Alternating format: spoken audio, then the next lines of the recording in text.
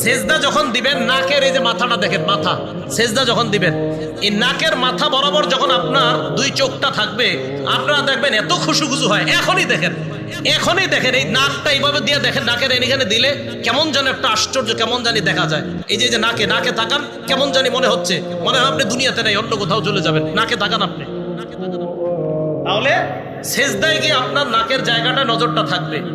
এরপরে আপনি যখন বসবেন কোলে নজর।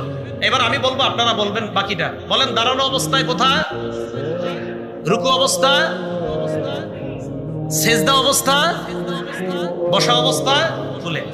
নামাজে যেই জায়গায় নজরগুলা থাকা দরকার, এই হলো 4টা নজরের কথা বললাম। বলেন দাঁড়ানো অবস্থায় সেজদার স্থানে, রুকু অবস্থায় ওই মাঝখানে, এরপরে সেজদা অবস্থায় নাকের, বসা অবস্থায় কোলে 5 নম্বর নজর, সালাম ফিরানো অবস্থায় দুই কাঁধ।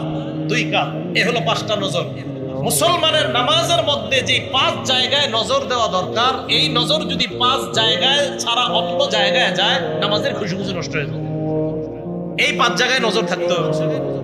আল্লাহ পাক রব্বুল আলামিন আমাদের সকলকে শুধু হাফিজু আলাস সালাওয়াত, আমরা বুঝলাম যে নামাজের প্রতি যত্নবান হয়ে আমরা যেন 5 ওয়াক্ত নামাজ, 1 রাকাত নামাজের আলোচনা হলো আমাদের। এই 1 রাকাত নামাজটা আমরা প্রত্যেকটা রাকাতে যেন এইভাবে পড়তে পারি, আল্লাহ তৌফিক দান করেন।